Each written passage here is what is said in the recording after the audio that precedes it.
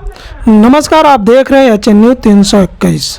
आज हम बात करेंगे एक ऐसी घटना की जिसने पूरे इलाके को हिलाकर रख दिया है।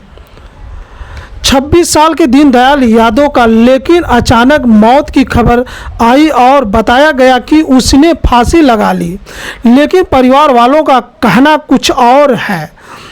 उनका आरोप दीनदयाल को बुलाकर मारा गया और फिर सारा खेल रच दिया गया आत्महत्या का। आपको दिखाएंगे इस हत्या के पीछे की पूरी साजिश, कहां से बुलाया गया, कौन थे वह लोग और क्यों परिवार वाले लगातार कह रहे हैं कि यह सीधी सी बात है, मर्डर, इसको आत्महत्या बताया जा रहा है। चलिए तो हम परिवार वालों से बात करेंगे। बारे में आपको क्या कहना है? सबसे पहले आपको सूचना कहाँ से मिली और क्या मिली? सर, सबसे पहले जानिए कि वो जो मृतक दीनदयाल लड़का है वो इतना जिम्मेदार, गांव, परिवार, समाज के लिए इतना जिम्मेदार था कि जो पेपर वगैरह में निकला हुआ कि उसने आत्महत्या किया है, ये तो बिल्कुल भरोसा करने वाली बात नहीं है। और दूसरी चीज, वो जब बृहस्पतिवार को अपना ड्यूटी करके आजमगढ़ से आया तो कुछ खेती का काम बचा हुआ था, उसको तुरंत ट्रैक्टर उठाया और करीब शाम 7:30 बजे के बाद तक जो है अपने खेत को जोता। जोतने के बाद उसी दौरान 2 लड़के आए उसके नलिहान पक्ष से और कुछ उनसे बात हुई। उसने गाड़ी रोका, गाड़ी पर से उतरा, खेत पे आया रोड पे और उनसे बात किया। बात करने के बाद इस दौरान खेत जोत भी चुका था, गाड़ी खड़ी किया, कपड़ा बदला और फिर ननिहाल चला गया। और फिर वहां क्या हुआ ये सब तो जांच का विषय है। अब नहीं, ऐसा कुछ भी नहीं है।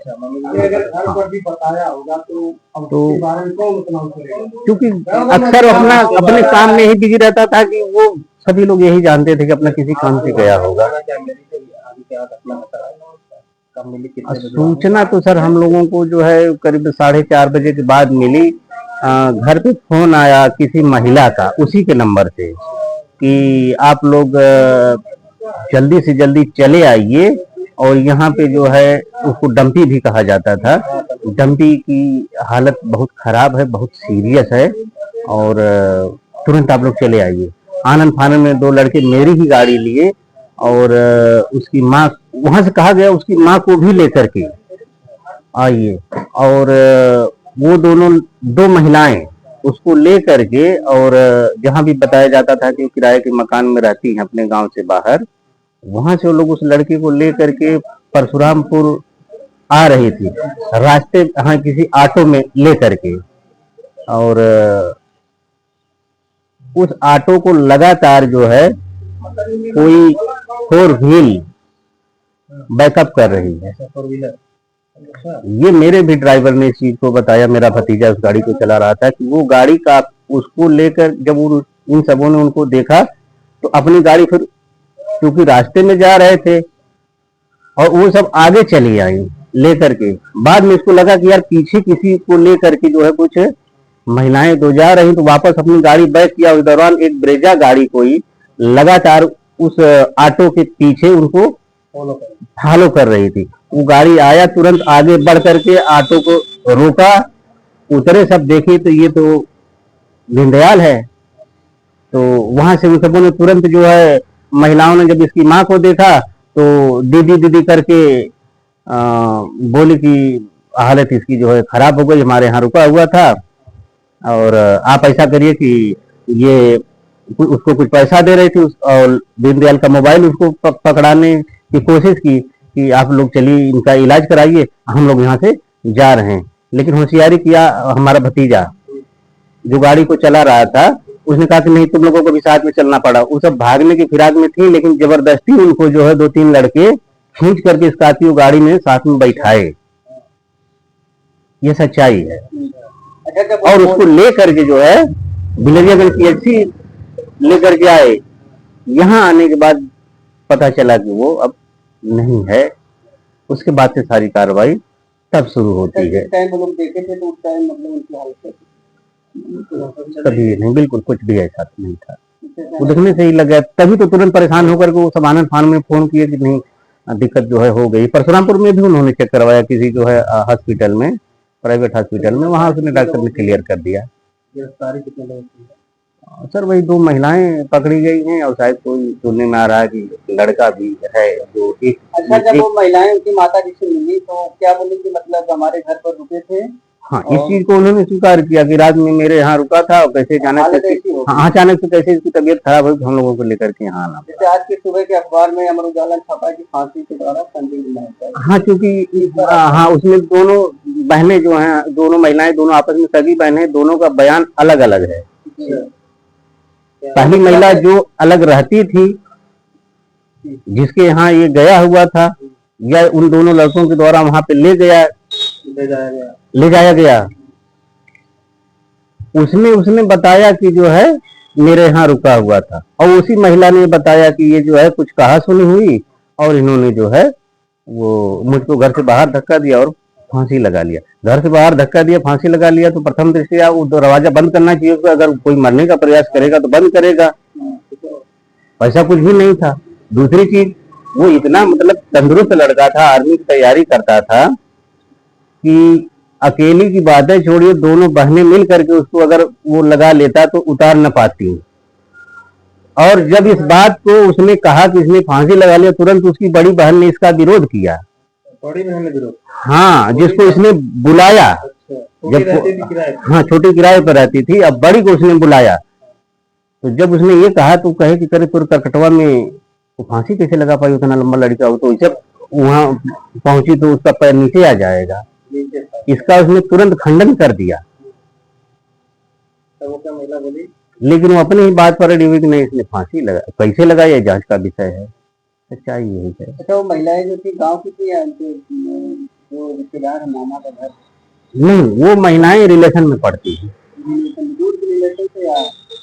वो महिलाएं उसके नाना के मामा की पोती हैं, मामा जो सुनने में आ रहा है।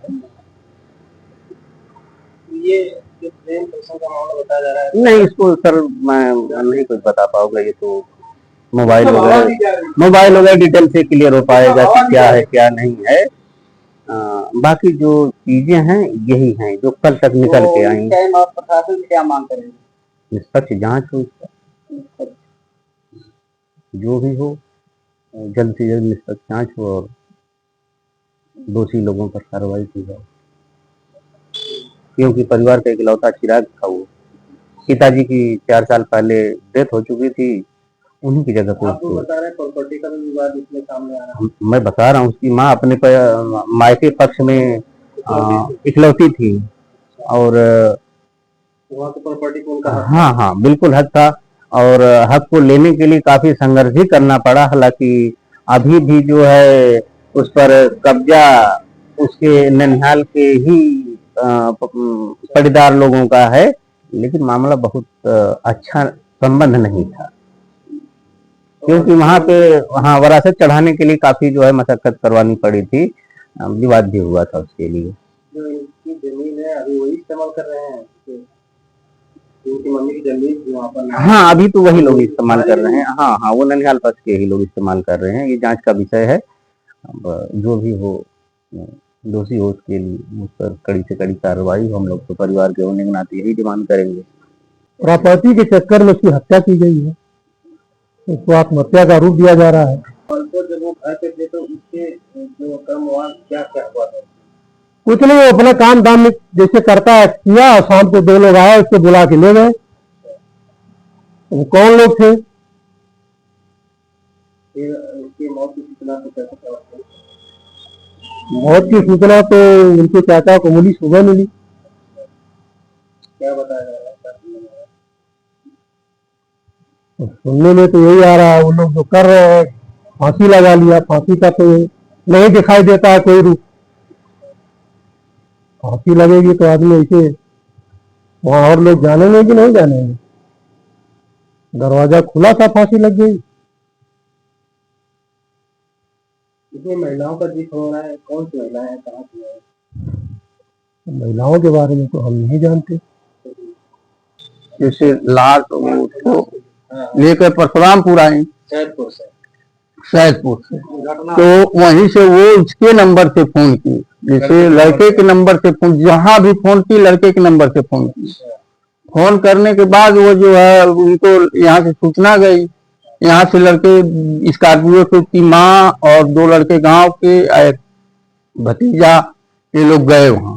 तो वहां से लाद फान करके वो बिलरियागंज जो है ब्लॉक पे ले आए। ब्लॉक पे वहां डॉक्टर को बुलाया गया। अब जो वहाँ जैसे डॉक्टर वहां आए और उसके बाद वो मृत घोषित किए। तो फोन आया तो उन्होंने फोन पे क्या बताया? फोन पे यही कहा कि तबीयत खराब है, आप लोग आइए, और कुछ खुल करके नहीं। तो ये लोग जब वहां पहुंचे तो उन्होंने क्या देखा? वहां पे उनकी वो जब वहां देखा तो वो सब कहेंगे आप लेके इनको जाइए, हम लोग जा रहे हैं। तो वो लड़का एक गांव का था जो कह रहा था कि ऐसा है कि आप लोग भी साथ में चलिए, जबरदस्ती बैठा कर लाया वो लड़कियों को। कहाँ लेके आया? फिर साथ में आई, लाश के साथ में परशुराम थी बिलरियागंज।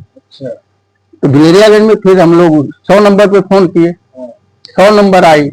उसके बाद बिलरियागंज का थाना आया, उसके बाद डॉक्टर वो देखे तो फिर वो फोन किए जो है महाराजगंज, क्योंकि मैटर महाराजगंज का था। तो फोन किए तो वो जो है वहां से कोतवाल आए, फिर पंचनामा हुआ। उसके बाद वहीं से फिर लाश चली गई पोस्टमार्टम पर। तो ये साजिश हत्या की। बताया जा रहा है कि अपने ट्रैक्टर चला रहे थे। हाँ, शाम को ट्रैक्टर चलाया, 8 बजे यहाँ से 2 लोग आए, बुला करके उसको लेकर गए। अब 2 कौन थे लड़के? अब उसी के साथी थे, क्या वहीं के। तो घर वाले पहचाने नहीं जब घर पे आए थे? ये तो एक उसमें का बंद है ना, यही खेत पे, घर पे नहीं गया था, खेत पे। जैसे खेत पे ट्रैक्टर से जोत रहा, 12 तावा से जोत रहा था। तो वो घर पे नहीं गए, रोड पे ही? हाँ, रोड पे मिले। वो उसके बाद क्या हुआ, क्या मैटर हुआ, फिर वहां से गाड़ी खड़ा किया, उसके बाद चला गया 2 चक्का। नहीं, कपड़े उपड़े नहीं बदला? नहीं, कपड़े उपड़े अब वहां पे तो कोई था नहीं, कपड़े बदला। अब किसी को उतना वो नहीं था, बदला ही होगा, ट्रैक्टर चला रहा था तो। अब उसके बाद 2 चक्का लिया, और 2 चक्के से अब चला गया। 2 चक्का अभी वहीं है, वहां से फिर थाने पे गई होगी। तो ये थी दीन दयाल उर्फ डंपी की हत्या की वो हकीकत जो उनके परिवार की जुबानी आपने सुनी। सवाल यह है कि दीन दयाल को इंसाफ मिलेगा क्या? दोषियों पर सख्त कार्रवाई होगी? जवाब वक्त देगा, लेकिन हम आप तक सच पहुंचाते रहेंगे। जुड़िए रहिए, आवाज उठाइए, क्योंकि सच दबे नहीं बोले जाते हैं। तो आप देख रहे थे YHN न्यूज़ 321। मैं हूं हरेंद्र। आप इस वीडियो को आप शेयर करिए ताकि इंसाफ मिले। इसी के साथ हरेंद्र का धन्यवाद।